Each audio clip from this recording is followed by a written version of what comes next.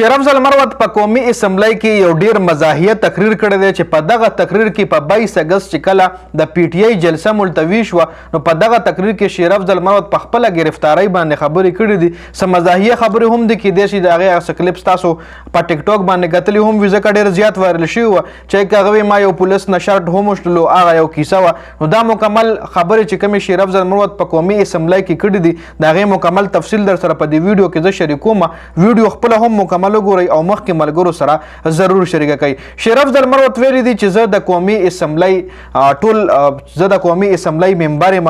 د قومي اسمبلی سره زموږ په ملک کې داسې سلوک کیږي. شیر افضل مروت ګرفتاري ولې شوې وه جګړه پکې ولې شوې وه په هغې تفصیلا خبره کوو. شیر افضل مروت ویلي دي چې زه د ایوان ممبر یم او په 22 اگست چې ما سره کوم سلوک شوی دی نو آیا داسې سلوک کول د ایوان یو ممبر سره د قومي اسمبلی یو ممبر سره کول پکار دي که نه.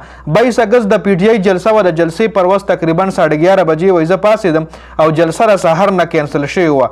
بیا 12:30 بجو کې تقریبا 8 پولیس والو 2-3 ورسره د ایجنسۍ کسانو چې په اسلام آباد کې په کم کور کې ما پناه ایښتلې وه په هغې باندې راغل مطلب په کور راله راوختل په لاسونو کې ورسره اسله هم وه او راتلو سره یې زما په کارډ باندې حمله وکړه او هغه یې ووهل هم چې ما وکتل یو پولیس والو او یو ایجنسۍ والو زه د ګریوانه ونیوم او ما ته یې ویل چې پاسه نو ما ورته ویل چې لږ صبر راله وکړئ زه ځان تیاروم نو په رضا در سره ځم. ما برش نه دی کړی مخ لاس وینځم نو بیا در سره په رضا ځم. دغه دوران یو پولیس زما ګارډ زما په مخ کې ووهلو چې څنګه یې په هغه باندې ګزارونه وکړل نو ما ورله ویل چې تاسو په هم راباندې کوئ خپل ګارډ والا ته مې ووي. بیا موږ هم هغه پولیس والا ووهل اصلې مو ته هم وایشتې او څه ټایم چې وایي موږ په هغې باندې د هغې هغه اصلې په هغې باندې راواړولې نو تاسو یقین وکړئ چې بیا هغې موږ نه مافیانې غوستې جي.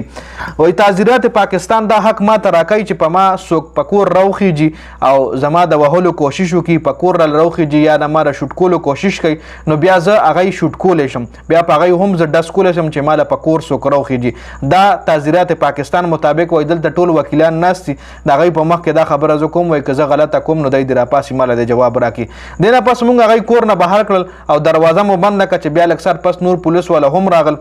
هغوی ته ما د پولیس هغه اصله واپس ورکړه کومه اصله چې ما د پولیس نه ایښتلې وه. هغوی بیا زه ځان سره ګاډۍ کې کېنولم او د اسلام آباد 3 سیکټرو کې ځان سره اسې بیسه وګرځولم. اوس ووایي چې دا کم قانون دی زه ممبر د پارلیمنټ یم او دی ما سره داسې قسم سلوک کوي دی زه د ګریوانه ونیوم په کور راته راوختل او نه دی سره ورنټ ګرفتاري نه ما څه جرم کړی نه په ما باندې اف آی آر شته او دی ما له په کور راخیږي.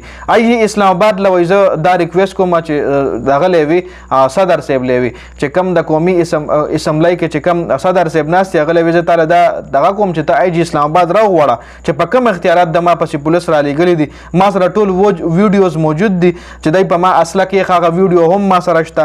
بیا چې په جوابي کاروایي کې ما څه جنګ جګړه کړې د هغې ویډیو هم ما سره پرتې دي. ما پکې یو پولیس نه شرټ هم وشتلو چې هغه بیا مطلب بغیر شرټه د ما د کور نه وتښتېدو ګاډي لوختو نو هغه ویډیو ټول ما سره موجود دي. وایي ته ای جي اسلام آباد راوغواړه چې ته په کومه کاته کې ما پسې پولیس را لېږل جي. نو شیر افضل مروت دا یو انټرسټنګ غونتې یو مزاحیه تقریر ځکه کړی چې کې به د خلکو تپوسونه هم کوله چې مطلب تا څه ټایم چې شرټ وشللو هغې وایي اواز څنګه کو د هغې ویډیو به تاسو کتلي هم وي. نو دا شیر افضل مروت پریس کانفرنس و چې هغه پرون په یو تقریر و چې پرون یې په قومي اسمبلی کې کړی د ویډیو کتلو زیاته مننه جي. والسلام.